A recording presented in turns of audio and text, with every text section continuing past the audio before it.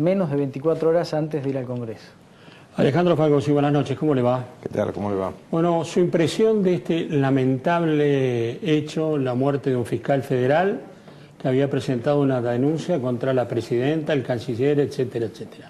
Es un magnicidio, estoy convencido que es un magnicidio, la palabra existe para este tipo de casos, y es un magnicidio que el que crea que no va a tener consecuencias políticas no repasó la historia argentina. No ha habido muchos magnicidios en la historia, ¿eh? Dorrego, eventualmente podemos iniciar con Moreno, que no se sabe si lo mataron o no, pero Dorrego, Urquiza, Bordavere cuando lo quisieron matar a De la Torre. A De la Torre, sí. Y nadie más. Esto es tan monumentalmente grande que, como bien decían ustedes antes, no somos conscientes de lo que va a originar, y creo que esto lo tenemos que capitalizar para bien, para que tener un mejor país y una mejor clase política. Lo que no podemos es seguir con este vodevil en el cual la presidenta de la Nación, que es la responsable política del país, lo dice la Constitución, nos siga tratando a las hijas del doctor Nisman, a la madre, a los que lo quieren y a todos los ciudadanos como si fuese una vecina. Hemos tenido que escuchar... Sin condolencias, ¿eh? Sin condolencias. Hemos tenido que escuchar la vida de sus perros y pareciera que el doctor Nisman no merece ni eso.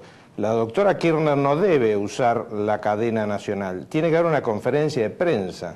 La doctora Kirchner nos debe respuestas, no preguntas, porque es la responsable de todo y además tiene una característica que es casi única en nuestra historia.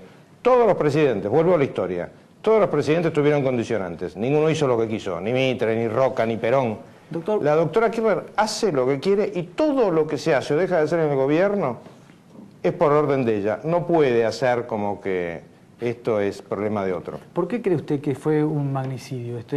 ¿Por qué cree que fue un crimen? ¿Por qué fue un asesinato? ¿En qué elemento se basa para esto? De alguna manera lo que tenemos que ver, la fórmula que hemos encontrado varios es atribuir la muerte del doctor Nisman a la investigación.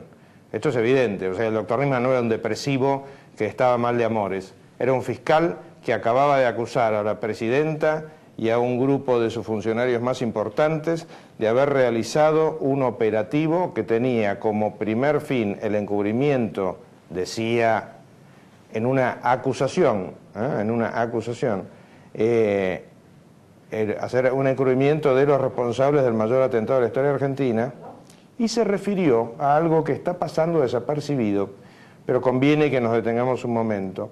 Se refirió a las negociaciones de trueque entre petróleo y cereales. Sí, que sería la causa del tratado, según Nisman. Porque ¿qué es lo que pasa con esto? No nos tenemos que olvidar que poderoso caballero es don dinero. No nos tenemos que olvidar de una de las técnicas del kirchnerismo, que son las embajadas paralelas, y no nos tenemos que olvidar que, si bien es cierto, como dijo algún alto vocero presidencial, el Estado no tiene cereales, con lo cual teóricamente no podría cambalachear cereales por petróleo, sí puede entrometerse en las listas de empresas que venden y recibir coimas, como fueron las denuncias en torno al tema Venezuela.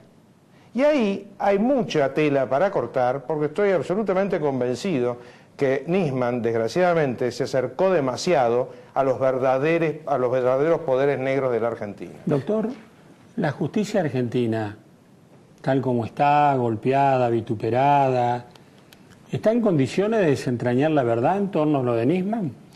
Y mira, como primera medida, la justicia argentina es el primer lugar donde el kirchnerismo encontró freno. No nos olvidemos que el poder omnímodo del kirchnerismo, que viene del 2003 en adelante, el primer lugar donde tropezó fue en el Consejo de la Magistratura, que es parte de la justicia, en la Corte, que es parte de la justicia, y en distintos juzgados, con lo cual tenemos un buen síntoma.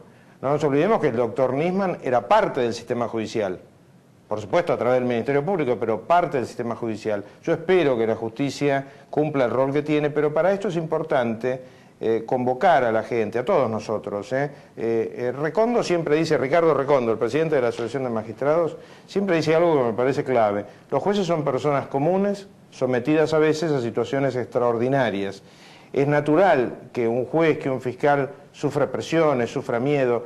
Por eso nosotros, sin tener nosotros ese miedo, lo que tenemos que hacer es apoyarlos, darles ánimo, vigilarlos eventualmente y exigirles velocidad. ¿Podemos ser didácticos y hablar de cómo era la relación de la CIDE con la justicia? ¿Cómo es esa relación? ¿Por qué ahora parece que Estiuso manejaba Nisman, que hay jueces manejados por 25 de Mayo, que es la sede de la CIDE? Es decir, ¿cómo es? Son esas cosas, yo como nunca interactué con la CIDE, no tengo la más remota idea, pero son esas cosas de las que todo el mundo habla, pero nadie habla públicamente. Todos lo que dicen es que a través de la CIDE se negociaban cuestiones en algunos, tampoco podemos meter a todo el mundo en la bolsa, en algunos juzgados, mediante el uso del dinero que todos ponemos en nuestros impuestos y que termina en una cuenta secreta de la CIDE que nos rinde cómo lo gasta. Por supuesto que probablemente haya en esto exageraciones, pero lo que sí es evidente es que no se puede manejar el sistema judicial con el soporte, el aparato de la CIDE. Fíjense que desde tiempos inmemoriales, para dar una idea solamente, todo el sistema de escuchas telefónicas depende de la CIDE. Es una barbaridad. Y es una barbaridad también. Bueno, se dice que hay gente del gobierno que siente que le escuchan, el propio gobierno. Sí, claro. Bueno, habrás tenido más de una vez un encuentro con algún funcionario que pone un poco la música más fuerte porque tiene la sensación de que lo están escuchando. ¿Quién de nosotros no sospecha que está siendo grabado, seguido, lo que fuere? Esto nos ha pasado a todos. A muchos nos han aflojado las gomas de los autos. Digámoslo claro.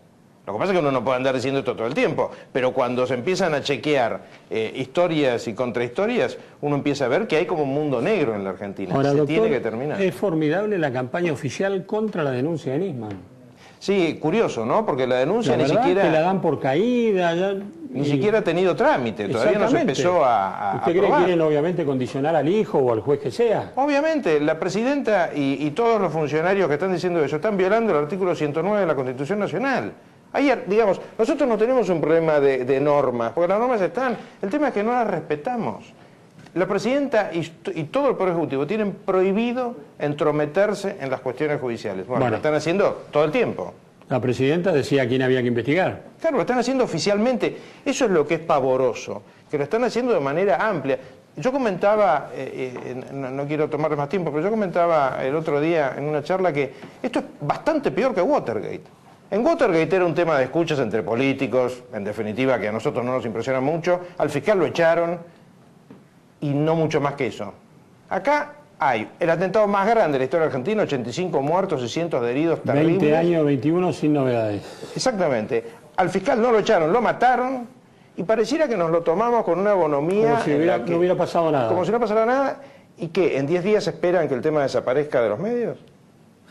¿Usted cree que esto va a tener una definición? ¿La justicia está en condiciones de avanzar sin presiones?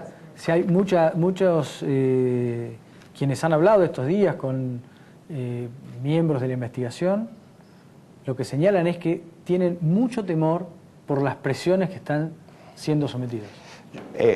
El miedo, el temor ante una presión es humano. Cuando sé juez o cuando sé fiscal, y tenemos que tomar el ejemplo de Nisman, cuando sé juez o sé fiscal, si el miedo es demasiado, lo que hay que hacer es renunciar. Pero no se puede dejar de hacer algo o hacer algo mal por miedo o por presiones. Hay que ponerse los pantalones largos. Mientras eso no pase, obviamente no va a funcionar. Confío en la justicia, confío en el doctor Lijo, confío en el doctor Bonadío, confío en todos los jueces que están interviniendo en este tema y por supuesto en el Ministerio Público Fiscal, en la medida en que no nombren a algún soldado presidencial.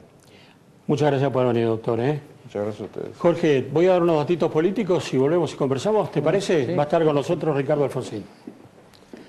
Bueno, hoy hemos